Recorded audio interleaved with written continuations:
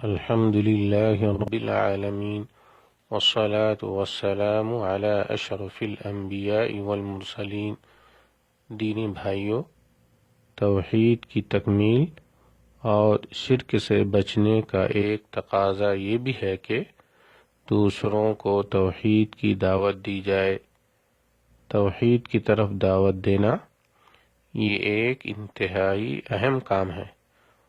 دوسروں کو توحید کی طرف دعوت دینا علی وجہ البصیرت ہو، یعنی علم، یقین اور مکمل معرفت کی بنیاد پر ہو، شرعی دلائل کی بنیاد پر ہو۔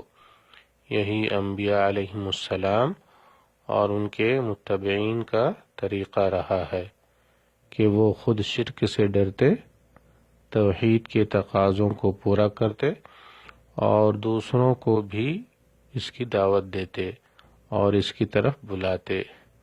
سب سے پہلے لوگوں کو توحید کی طرف دعوت دی جائے، کیونکہ یہ اساسی چیز ہے، اور اساسی چیز سب سے مقدم اور سب سے پہلے واجب ہوتی ہے۔ اساسی چیز کی طرف دعوت دینے کے بعد محرمات، فرائض اور واجبات سے بھی انہیں آگاہ کیا جائے۔ اللہ تعالیٰ کا ارشاد ہے، قُلْ هَٰذِهِ سَبِيلِي أَدْعُو إِلَى اللَّهِ عَلَىٰ بَصِيرَةٍ أَنَا وَمَنِ اتَّبَعَنِي وَسُبْحَانَ اللَّهِ وَمَا أَنَا مِنَ الْمُشْرِكِينَ۔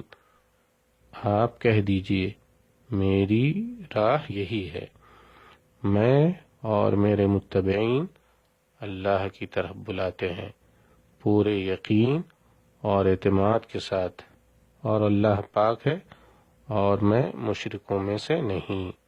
سورہ یوسف آیت نمبر 108۔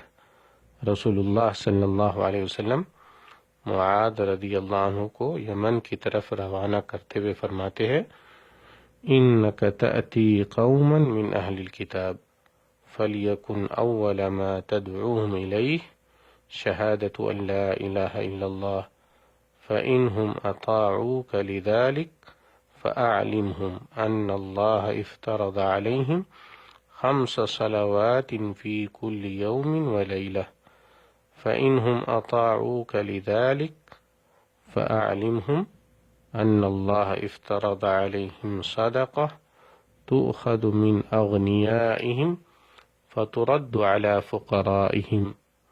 تم اہل الکتاب کی ایک قوم کے پاس جا رہے ہو، تم انہیں سب سے پہلے اس بات کی گواہی کی طرف دعوت دینا کہ اللہ کے سوا کوئی برحق معبود نہیں۔ اگر وہ تمہاری یہ بات مان لیں تو انہیں بتلانا کہ اللہ تعالیٰ نے ان پر دن اور رات میں 5 نمازیں فرض کی ہیں۔ اگر وہ تمہاری یہ بات بھی مان لیں تو پھر انہیں بتلانا کہ اللہ تعالیٰ نے ان پر زکوٰۃ فرض کی ہے، جو ان کے مالداروں سے لے کر فقراء اور غرباء میں تقسیم کی جائے گی۔